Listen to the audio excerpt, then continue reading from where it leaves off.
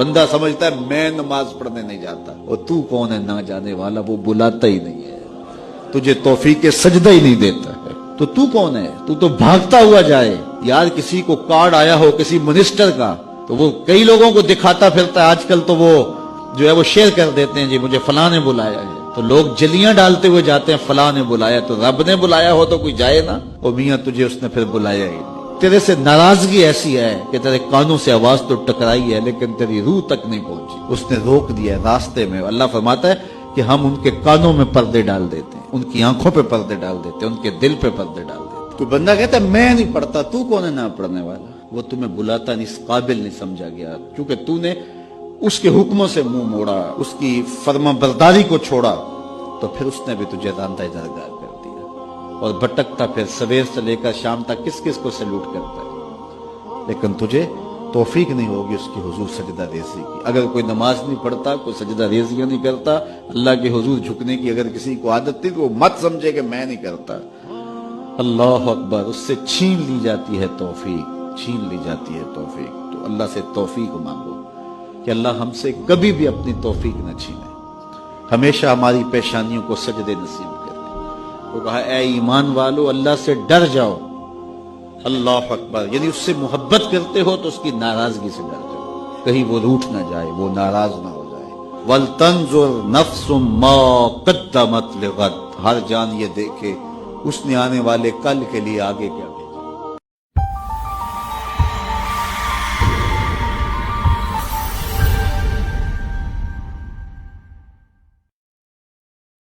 ہمارے پرانے تعلق والے ذمہ دار گھرانے کی بچی کہا جی مولانا صاحب چلو ماں باپ جہاں کر دیں ٹھیک ہے، ہمارا سر جھکا ہوا ہے، اتنا تو دیکھ لیتے انسان کا بچہ ہوتا ہے۔ ایک شرابی کے ساتھ میری شادی کر دی، عمر گزر گئی میری روتے روتے، فیملی میں ہی کرنا تھا تو کوئی اور شریف بچہ دیکھ لیتے۔ مجھے صرف فون پہ کہا گیا کہ باسی تیری منگنی کر دیتی ہے تو فلانی تاریخ نو تیری شادی، اور وہ شرابی تھا میرا، آج تک وہ شراب پیتا۔ یہ وہ دکھتے ہوئے مسائل ہیں جن کو ہم دین کی روشنی میں دیکھتے ہی نہیں ہیں، اپنے رواج کی روشنی میں دیکھتے ہیں۔ ہمارا رواج کیا ہے، ہمارا دستور کیا ہے، اس پر ہم چلتے ہیں۔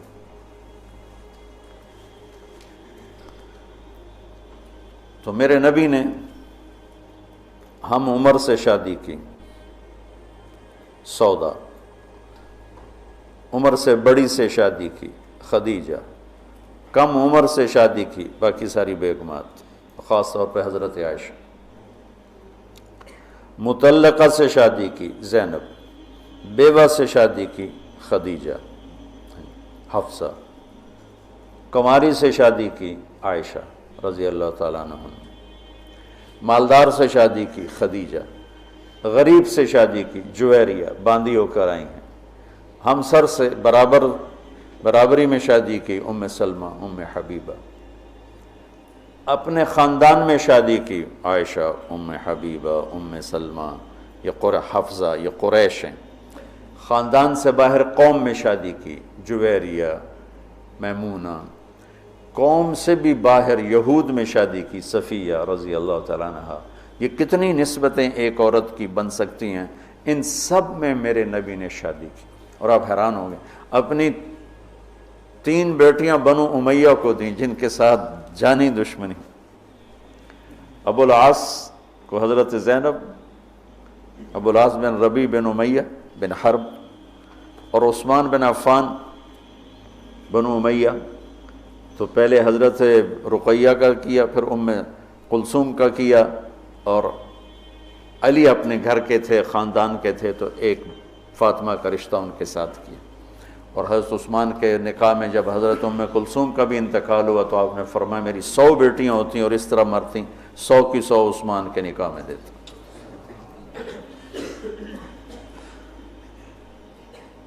یہ معاشرت کے احکام کو اللہ روزے کے درمیان لے کر آئے، اوپر بھی روزہ ہے، نیچے بھی روزہ ہے، اور اس کے بیچ میں اللہ تبارک و تعالی ہمیں یہ دکھا رہا ہے کہ معاشرت عبادات کی طرح ہے، عبادت کی طرح ہے۔ معاشرت خوبصورت نہیں ہوگی تو ہمارا دین خوبصورت نہیں ہوگا۔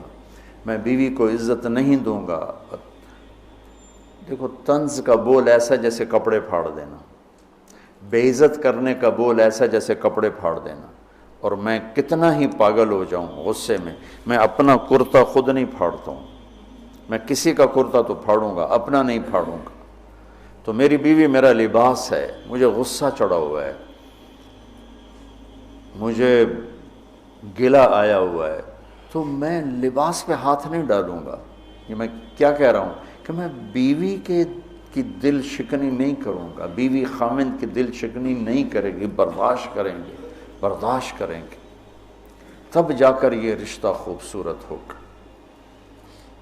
دنیا میں کسی بھی رشتے کو باقی رکھنے کے لیے برداشت کے سوا کوئی قانون نہیں، اور اس رشتے کے لیے برداشت سب سے زیادہ ہے کہ برابری کا رشتہ ہے. کبھی خامند گرم، کبھی بیوی گرم، تو دونوں ہی گرم، تو پھر آگ بھڑکے گی اور بڑھتی چلی جائے گی. ایک بچہ مجھے آ کے ملا ملتان سے، ٹاپ کیا اس نے پورے پنجاب میں FSC میں. تو کہا جی میں 2 دفعہ خودکشی کی کوشش کر چکا ہوں. میں نے کہا تم اتنے پڑھنے لکھنے والے بچے، تم کیوں خودکشی؟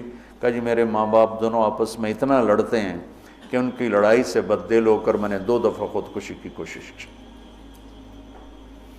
تو میرے نبی نے 11 گھر آباد کر کے ہمیں زندگی سکھائی ہے کہ اس خوبصورت رشتے کو کیسے نبھانا ہے. اس خوبصورت رشتے کو عبدالحی صاحب رحمۃ اللہ علیہ، ڈاکٹر عبدالحی مفتی تقی صاحب کے شیخ اور رفیع صاحب کے، ان کی کتاب میں واقعہ میں نے پڑھا کہ ایک مرید کے ہاں گئے تو کھانا بڑا پسند آیا. تو فرمایا کس نے پکایا؟ کہا جی بیگم نے. کہا بلاؤ. ان کی بیگم آ گئیں تو ان سے فرمایا کہ بیٹی آپ کا کھانا بہت بڑھیا تھا، تو بہت اچھا لگا، آپ کا شکریہ ادا کرنا تھا. تو وہ زاروں قطار رونے لگی. تو ڈاکٹر صاحب نے کہا اس میں رونے کی کیا بات ہے؟ کہا جی آپ کے مرید کے پاس 30 سال ہو گئے، کبھی ایک لفظ اس نے تعریف کا نہیں کہا. 30 سال میں ایک لفظ کبھی نہیں سنا کہ ماشاءاللہ بہت اچھا. ایک دوسرے کی تعریف کرو. بیوی خامند کو دیکھے تعریف کرے، خامند بیوی کو دیکھے تعریف کرے. اچھا لباس پہنا ہے تعریف کرو. اچھا لباس پہنا ہے بیوی کہ آپ بڑے اچھے لگ رہے ہیں، خامند کہ آپ بڑی اچھی لگ رہی ہیں. اور ایک دوسرے کے لیے تیار ہو کے رہو. ایک تزینوا لنسائکم، اپنی بیویوں کے لیے زیب و زینت اختیار کرو. حضرت ابن عباس فرماتے ہیں کہ میں اپنی بیوی کے لیے خاص طور پہ زیب و زینت اختیار کرتا ہوں، چونکہ جیسے میری بیوی میرے لیے میک اپ کرتی ہے، میں اپنی بیگم کے لیے میک اپ کرتا ہوں. اب اتنے بڑے بڑے پگڑ تم نے باندھے ہوں تو تمہاری بیوی ویسے ہی ڈر جائے گی. اور لمبے لمبے چوغے وہ جو مولانا عبدالغفور صاحب کے شاگرد ہیں، وہ دیکھ کے لگتا ہے جن آ رہے ہیں. اسلام کو اس طرح خوبصورت کر کے پیش کرو کہ دیکھنے والوں کو کشش محسوس، دیکھنے والوں کا بول ایسا بولو. لباس 2 کام کرتا ہے، ایک خوبصورت بناتا ہے، ایک عیب چھپاتا ہے. یہی کام اپنی بیوی کے لیے کرو. اس کے لیے زندگی کو خوبصورت بناؤ، اس کی کمیاں چھپاؤ. وہ خامند کے لیے کرے کہ اس کی کمیوں کو چھپائے، اس کی زندگی کو خوبصورت بنائے. تب یہ سارا کچھ لفظ لباس ہے. 3 دن ہو چکا ہے میں آپ کو لباس لباس لباس پر کہ یہ بہت اہم مضمون ہے. آپ سب فارغ ہونے والے وقت کے زیادہ قریب ہو چکے ہو، ابتدائی سالوں سے آگے انتہائی سالوں میں آگے. آپ سب کی بہت سو کی شادی ہو چکی، بہت سو کی انشاءاللہ سب کی ہو جائے گی. تو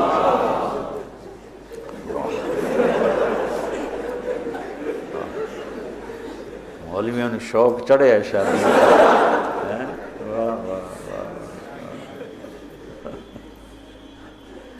ہاں کرو، لیکن جو میں سبق یاد دلا رہا ہوں اسے یاد رکھنا. بچوں حسن سلوک کے بغیر کوئی گھر آباد نہیں رہ سکتا. اچھے اخلاق کے بغیر کوئی گھر آباد نہیں رہ سکتا. پھر اللہ تعالیٰ نے تشبیہ دی ہے، نساؤکم حرث لکم فأتوا حرثکم انا شئتم وقدموا لانفسکم. تمہاری بیوی تمہاری کھیتی ہے. کیا تشبیہ ہے خوبصورت دوسری، وہاں لباس یہاں کھیتی. میرا زمیندار گھرانے سے تعلق، لہذا بچپن سے کھیتی کو ہوتا بھی دیکھ رہے ہیں اور کیسے اس پہ جان لگتی وہ بھی دیکھ رہے ہیں۔ میں نے فزیکلی زندگی میں 4 مہینے ذمہ دارہ کروایا تھا 1984، یعنی پورے پروسیس سے گزرا، جیسے ایک مزدور کرتا ہے ایسے اپنے مزدوروں کے ساتھ مل کر۔ کتنی خوبصورت تشبیہ ہے، فصل کو ڈنڈے مارتے ہیں، کپاس کو دیکھا کوئی ذمہ دار ڈنڈوں سے کوٹ رہا ہو یا گالیاں دے رہا ہو، آم کے پودے کو لتر مارا تو پھل ہی نہیں دیتا، تیری بلانے دی۔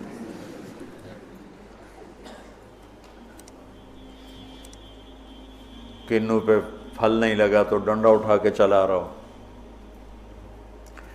فصل کو کتنے پیار سے پروان چڑھاتے ہیں، جس وقت میں فصل کی جو ضرورت ہوتی ہے کس طرح مہیا کرتے ہیں۔ میں نے وہ 4 مہینے ذمہ دارہ کیوں کیا؟ پچھلے 3 سال ہماری فصلیں سب فیل ہو گئی اور قرضے یہاں تک چڑھ گئے، ہمارے پاس کوئی جمع پونجی تاجروں کی طرح تو ہوتی نہیں، یہاں تک چڑھ گئے۔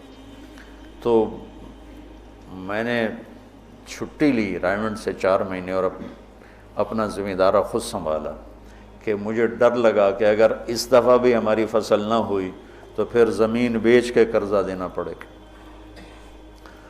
تو 3 سال کے پیچھے قرضے چڑھے تو میرے پاس تو پیسہ ہی نہیں تھا کہ میں کھاد کیسے لوں، سپرے کیسے لوں، ڈیزل کیسے لوں۔ لیکن جس وقت کپاس کہتی پانی چاہیے، میری جیب میں پیسہ نہیں، میں بھاگ رہا ہوں، کہیں سے ادھار پکڑ رہا ہوں، کہیں سے کوئی پلاٹ بیچ رہا ہوں، کوئی درخت بیچ رہا ہوں اور اس کو پانی پلانے کے لیے انتظام کر رہا ہوں۔ وہ کہتے مجھے کھاد چاہیے، تو میں بلاتا فوری طور پہ، یہ ٹالی بیچنی ہے بھائی، ٹالی کا درخت ہوتا ہے نا، ککر بہت زیادہ تھے، میرے والد صاحب کو درختوں کا بڑا شوق تھا تو بے شمار کھڑے تھے، تو 1-2 بیچے، چلو بھائی کھاد لے آؤ، وہ لے آؤ، سپرے لے آؤ۔ میں نے کسی جگہ یہ نہیں کہا کہ میرے پاس پیسے نہیں تو میں کھاد کیسے لوں، میں سپرے کیسے کروں، نہیں کرتا، نہیں، جو میری کپاس نے مانگا میں اس کو دیتا رہا، میں اس کو دیتا رہا، میں اس کو دیتا رہا۔ اور اوپر کھڑے ہو روزہ جون میں 15 ایکڑ میں ٹریکٹر کے ساتھ بھاگتا تھا روزہ رکھ کے۔ اب تو سردرد نے مجھے گرا کے رکھ دیا، 15 ایکڑ جون میں میں ٹریکٹر کے پیچھے بھاگ رہا ہوتا تھا، وہ گوڈی کر رہا ہے تو کہیں کوئی پودا نہ اکھڑ جائے، وہ بیج گرا رہا ہے تو کہیں کوئی بیج وہ کہیں پھنس نہ جائے اور وہ زمین خالی رہ جائے۔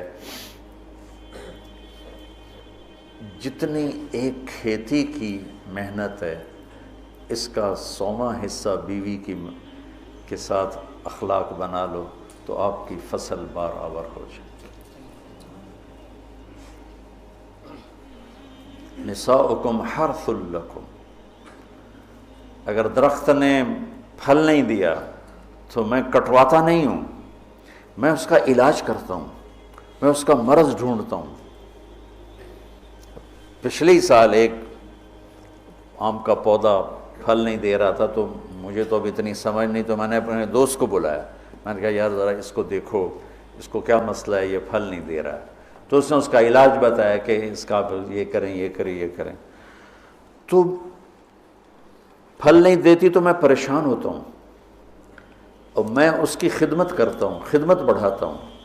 اب اس کو آپ رشتوں پہ اس رشتے پر فٹ کرتے جاؤ کہ بھائی تمہاری بیوی بہت بدتمیز ہے تو سمجھو درخت ہے، پھل کوئی نہیں۔ تو اب وہ پانی مانگے تم پانی دو، وہ محبت مانگے تم محبت دو، وہ روٹی مانگے تم روٹی دو، وہ لباس مانگے تم لباس دو۔ چونکہ محبت ایک اتنا بڑا جادو ہے کہ ساری دنیا کے جادوؤں کا توڑ موجود ہے، محبت کے جادو کا توڑ کوئی نہیں۔ بادن ہوا کا صبرت ام لم تصبرا وبکاک ان لم یجر دمعک او جرا امر الفؤاد لسانہ وجفونہ فکتمنہ وکفا بجسمک مخبرا۔ محبت کا جادو سر چڑھ کے بولتا ہے۔ پھر کوئی کھیتی ایسی نہیں جس میں گندی جھاڑیاں نہ پیدا ہوتی. دنیا بھر میں پھر کے دیکھ لیا ہے، بڑے بڑے فارم دیکھ لی، کوئی کھیتی ایسی نہیں ہے جس میں گندی جھاڑی نہ پیدا ہوتی ہو. کوئی خاوند بیوی کا رشتہ ایسا نہیں ہے جس میں اونچ نیچ نہ ہوتی ہو.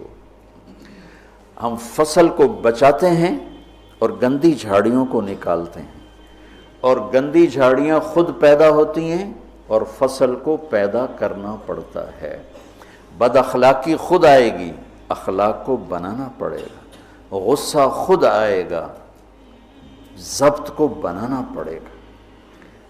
زبان تیز خود ہوگی، اسے ٹھنڈا کرنا پڑے گا. طبیعت میں نفرت پیدا ہوگی، اسے محبت میں بدل. یہ سب گندی جھاڑیاں ہیں. خاوند اور بیوی کھیتی سے تشبیہ ہے تو زمین کیا ہے؟ دل ہے. اور گندی جھاڑیاں کیا ہیں؟ تانے، بولیاں، نفرت، غصے، مار پٹائی، کبھی خاوند کی طرف سے، کبھی لڑکی والوں کی طرف سے، کبھی لڑکے والوں کی طرف سے، کبھی سسرال کی طرف سے، کبھی ساس سسر کی طرف سے، کبھی بھائی بہنوں کی طرف سے. ایک بچہ بتا رہا تھا کہ میرا باپ میری ماں کو مارتا تو میرے چاچا بھی آ کے مارنا شروع کر دیتے. جن کنبختوں کا اس کے ساتھ کوئی رشتہ ہی کوئی نہیں، کہ وہ میری ماں کو مارتا میرا باپ تو میرے چاچا بھی آ کے ساتھ ہی اپنے بھائی کے میری ماں کو مارنا شروع کر دیتے تھے. یہیں کی کہانی سنا رہا. تو گندی جھاڑیوں سے پاک کوئی فصل نہیں ہو سکتی. انہیں مارنے کے لیے الگ دوائیں ہیں، الگ محنت ہے، الگ کوشش ہے، اور پھر آہستہ آہستہ فصل کی حفاظت ہے اور گندی جھاڑیوں کو نکالنا ہے یہاں تک کہ فصل پروان چڑھ جاتی ہے. اسی طرح میرے بچوں، یہ غصہ، یہ نفرت، یہ بغض، یہ آپس کی عداوت، یہ وہ گندی جھاڑیاں ہیں، انہیں نکالنا پڑے گا. یہ زمین سے ہم بنے ہیں، ہمارے اندر گندگی خود جنم لیتی ہے، صفائی کو لانا پڑتا ہے. برائی خود جنم لیتی ہے، نیکی کو لانا پڑتا ہے. جیسے کپاس کو اگانا پڑتا ہے اور گندی جھاڑی کو مارنا پڑتا ہے. ہم مٹی سے بنے ہیں. مٹی کی خاصیت ہے کہ اس میں گندگی فَأَلْهَمَهَا فُجُورَهَا وَتَقْوَاهَا، فجور پہلے ذکر کیا، تقوی بعد میں ذکر کیا. میں اس سے یہ استنباط کرتا ہوں کہ ہمارے اندر برائی خود آئے گی، نیکی کو لانا پڑے گا. جھوٹ بولنا خود آئے گا، سچائی کو لانا پڑے گا. بخل خود آئے گا، سخاوت کو لانا پڑے گا. حرص و حوث خود آئے گا، ایثار کو لانا پڑے گا. نفرت خود آئے گی، محبت کو لانا پڑے گا. انتقام خود اٹھے گا، معاف کرنے کو لانا پڑے گا. یہ زندگی بھر کی زراعت کی محنت ہے. جاؤ کھیتوں میں جا کے دیکھو کہ ذمہ دار کیسے مٹی میں مٹی ہو رہا ہے اور کس طرح اپنی فصل کو اولاد کی طرح پروان چڑھا رہا ہے، اور کس طرح وہ اس میں سے گندی جھاڑیوں کو آرام سے نکال رہا ہے کہ پودا نہ ہل جائے. پودا، میں ہاتھوں سے 15 ایکڑ کے پلاٹ اپنے ہاتھوں سے جھاڑیاں کھینچتا تھا، وہ رمبے کھرپے سے نہیں کہ کہیں کپاس کا پودا متاثر نہ ہو جائے. میں اس تشبیہ کو جو سمجھا ہوں، اول تو تمہیں کسی تفسیر میں یہ نہیں ملے گا جو میں تمہیں بتا رہا ہوں. میں تو اس کو زراعت سے سمجھ کے تمہیں بتا رہا ہوں، ورنہ ہر ایک نے وہ ایک مخصوص معنی میں اس کو استعمال کیا. فاتو حرثکم انا شئتم، اس کے بارے میں اقبال و ادبار میں اس کو استعمال کیا ہے. میں تمہیں بتا رہا ہوں کہ اس میں اللہ تعالیٰ یہ بھی بتا رہا ہے کہ کھیتی کو کیسے پالنا ہے اور کیسے پروان چڑھتی. سب سے پہلے اسی کو جب وہ لگ رہی ہوتی ہے تو بھاگم بھاگ، جب تک اس کا پورا پھل گھر نہیں آتا ذمہ دار چین سے نہیں بیٹھتا ہے. تو جب تک ایمان پہ خاتمہ نہیں ہو جاتا، اس رشتے کی حفاظت، اس کو پانی دینا، اس کو کھاد دینا، اس میں سے گندی جھاڑیوں کو نکالنا، غصے کو، حسد کو، بغض کو، لڑائیوں کو. جب اللہ تمہارے گھر بنا دے تو کانوں میں ڈانٹ ڈال دینا، کسی کی برائی نہ سننا، خاص طور پہ اپنی بیوی کی برائی نہ سننا. کسی کی نہ سنو لیکن بیوی کی نہ سنو. اور بیویوں سے کہتا ہوں کہ اپنے خامند کی برائی نہ سنو. اب بیویوں پر شک مت کرو. شک نے کتنے گھر برباد کر دیے، بگاڑ کے رکھ دیے، تباہ کر کے رکھ دیے.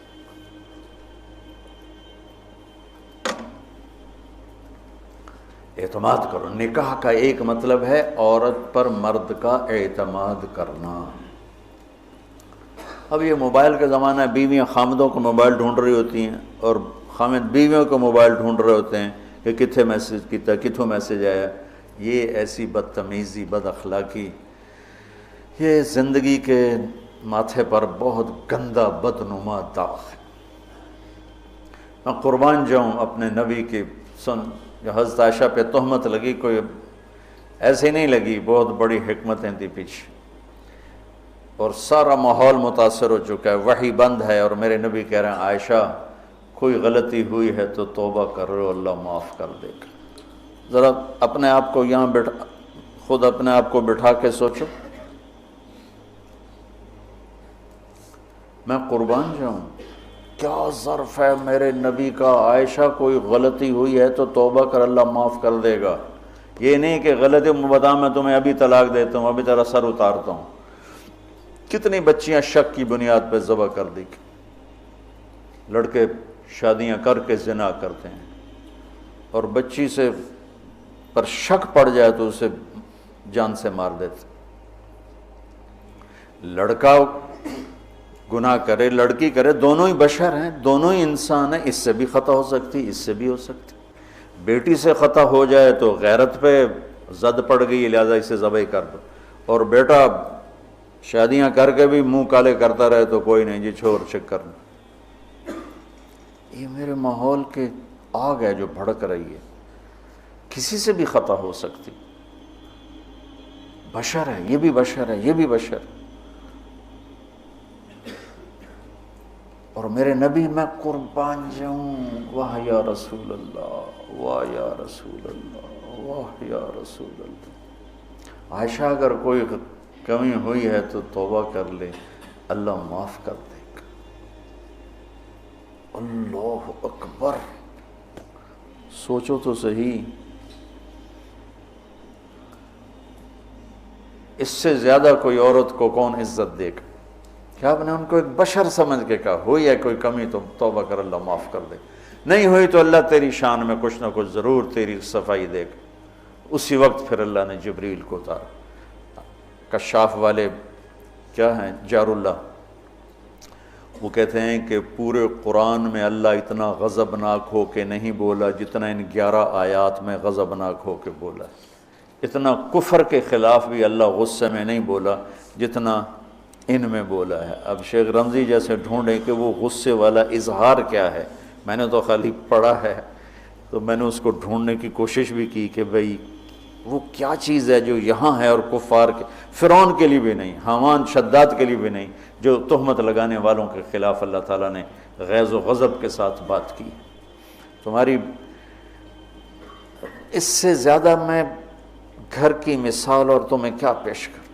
عائشہ اگر کوئی ہوا ہے تو توبہ کر لے، اللہ معاف کر دے. سبحان اللہ. پھر اللہ نے اسی وقت آیت کو اتار دی. تو آپ نے ماتھا پہ پسینہ تھا، مسکرائے، عائشہ مبارک ہو، اللہ نے تجھے بری و ذمہ قرار دے دی. ام رومان کہنے لگی اٹھو لگا رسول کا شکر ادا کرو گا. نہیں، اس کا شکر ادا کریں گی جو میری گواہی دینے آیا، جو میری گواہی دینے آیا.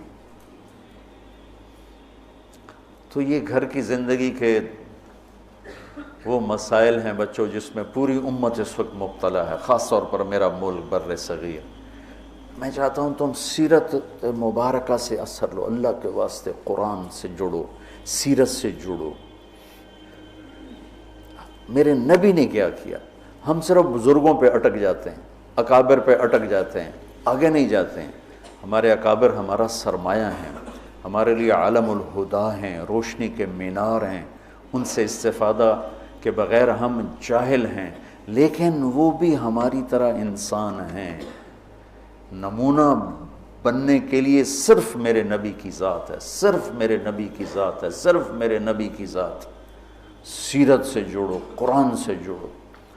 پہلا نمبر قرآن ہے، دوسرا نمبر حدیث ہے، تیسرا نمبر فقہ ہے. ہم نے الٹا کر دیا، پہلے نمبر پہ فقہ کو لے گئے. دوسرے نمبر پر حدیث بھی فقہی انداز میں، اور قرآن تو جلالین پڑھ کے چھٹی ہو گئی، چلو۔